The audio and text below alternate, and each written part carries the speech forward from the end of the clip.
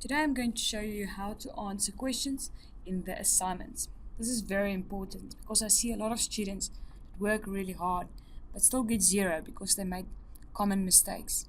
So please watch this video carefully, a couple of times if you have to, and make sure you understand how to answer these questions. I'm going to do two questions. The first question is just a written question, and the second question asks you to draw a graph. So doing both, you will see every type of, how to do both type of questions. Now, question 1 says, distinguish between the basic optimistic and the basic pessimistic models for 10 marks. I see a very first thing students do is they go to the internet and then just write in some keywords.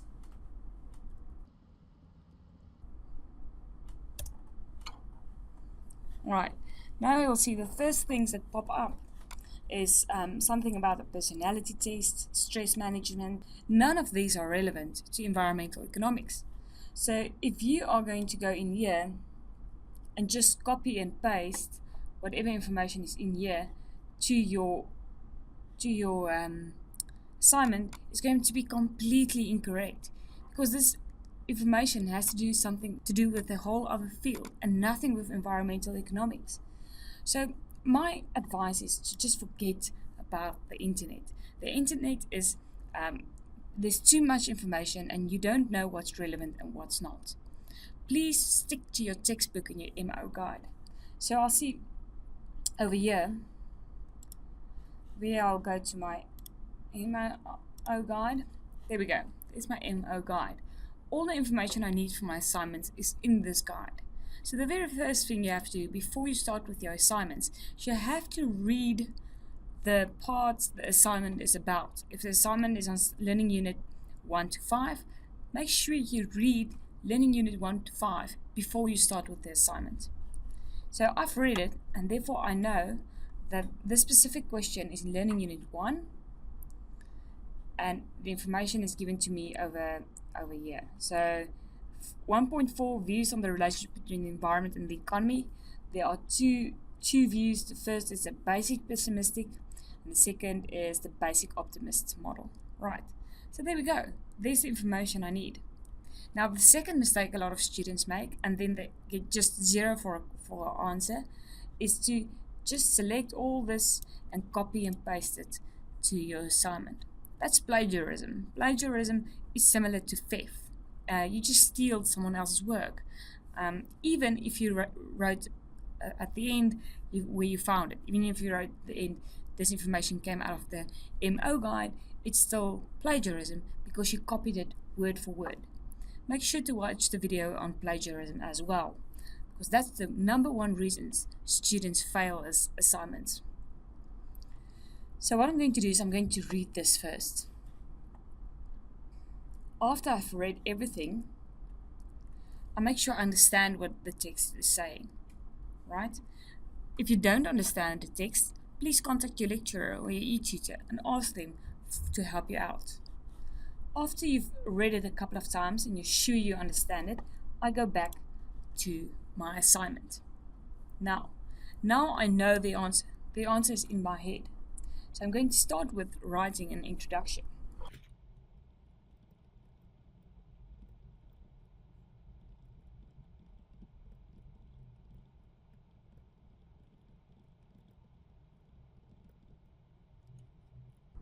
There we go.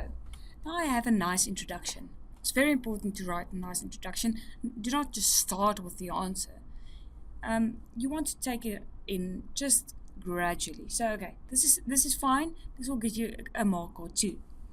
Now I go to the content of my question, and here I'm going to write what I just read in the MO guide.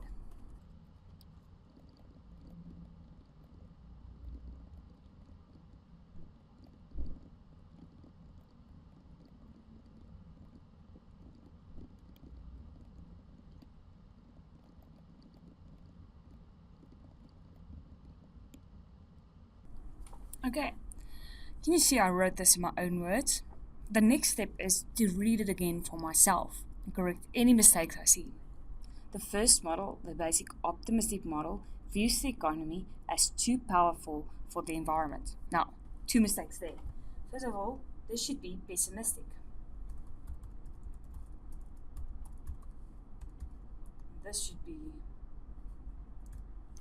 and eventually we will use all the resources in the environment and the economy will collapse. Technology will not improve enough to save the economy from this collapse. Can you see I've never referred to any details that's written in the MO document? That's because it's not important to me that you know who wrote the book, The Skeptical Environmentalist. It's not important to me that you know the year in which it was written. All those stuff are details. What I would like you to know and understand is what the model means. In this case, the basic pessimistic model thinks we are all doomed in the future because we are using too much of the environment too fast. And no amount of technology or improvement in our systems will stop that. We are using too much and there's no way of stopping it. That's basically the pessimistic model. On the other side, the optimistic model thinks something else. Now, let's go to the optimistic model.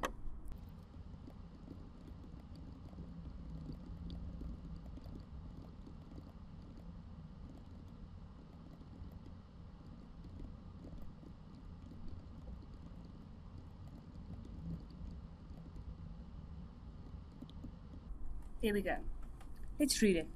The second model, the basic optimistic model, believes that there are limits in nature, but humans are able to produce goods and services ever more efficiently. And with good technology, we will never run out of resources, even if the resources decreases. So I tried to explain that this model thinks, yes, we are going to decrease our resources, but with better technology, we will be able to use it so efficiently that we will never run out of resources. That's the two models. So I would like you to write a little bit more on that, maybe just a couple of sentences, but I'm quite satisfied with this length already. So always ask yourself, is there 10 points? Did I give marks worth 10 points? If you're satisfied with your answer, I'm going to just write a small conclusion.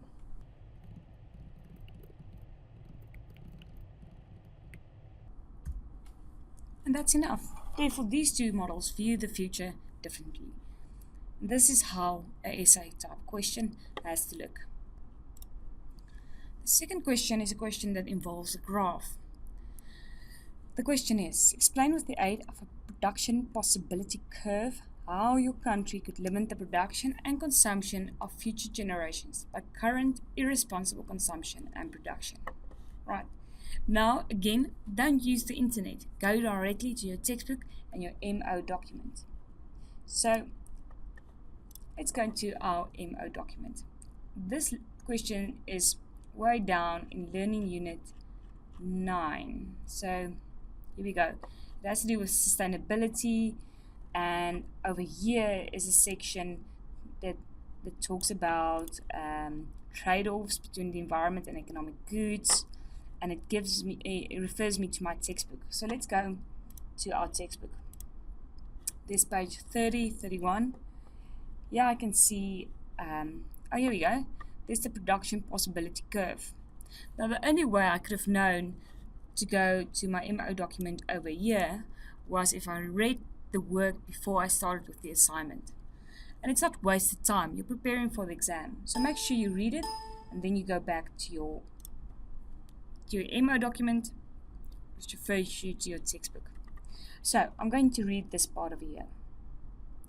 Read all of this, look at the curve, read all of this, and then lastly read this page as well. When you're certain you understand the work, then you can start with the question. So let's go back to our assignment. First of all, I'm going to start with an introduction.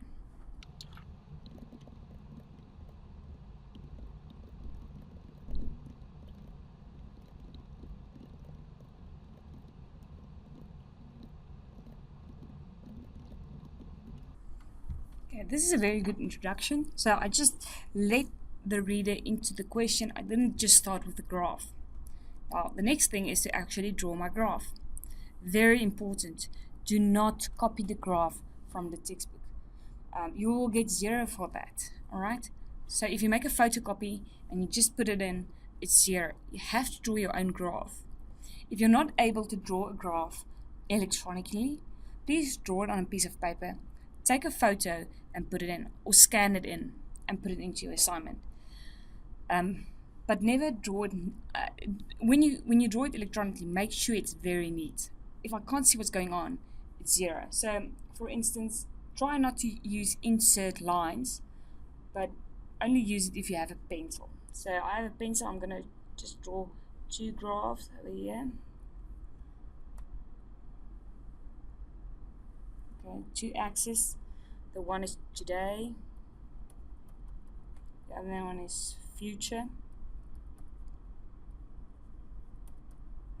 Right? It's a PPC, so it's a trade-off between, let's call it economic goods and services and the environment. Same for the future, it's the difference. I'm just going to write goods and services and the environment. Right.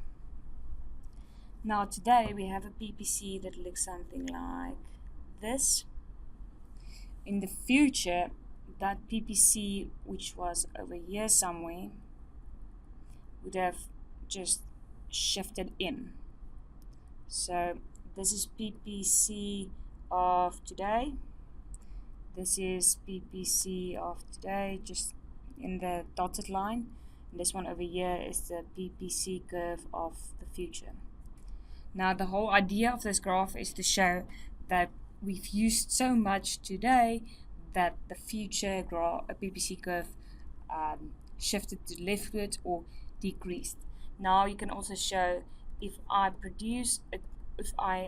use or make goods and services of amount 1 here, then in today I can have an environment quality of, let's say, E1. So that's good environment quality. For the same goods and services in the future, I cannot have environment quality of E1. I can only have an environmental quality of E2. E1 is not available anymore because it's on the PPC curve that doesn't exist anymore. So that's also important to show that my options decreased. Right. But what's very important is that you show that the most important is that after you've drawn this graph, you have to explain it as well. Now, the first part of the explanation is to tell the reader what's going on in the graph. So I'm going to do the following.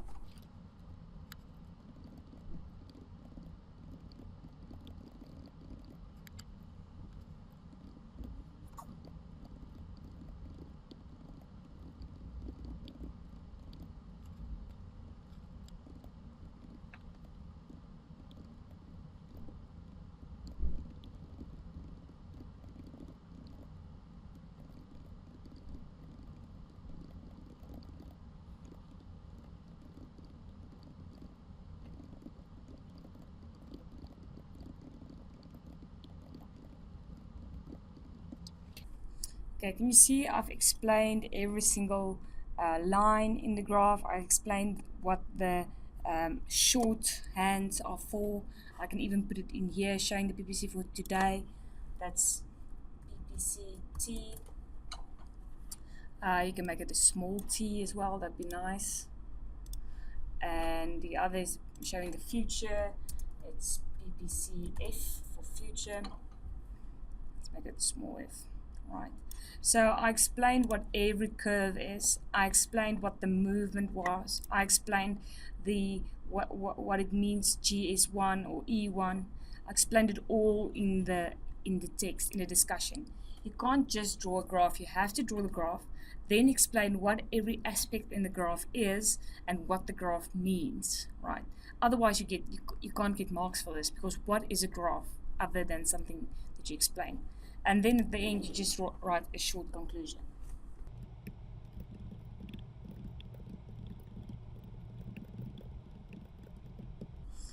And that's it. That's how you answer assignments.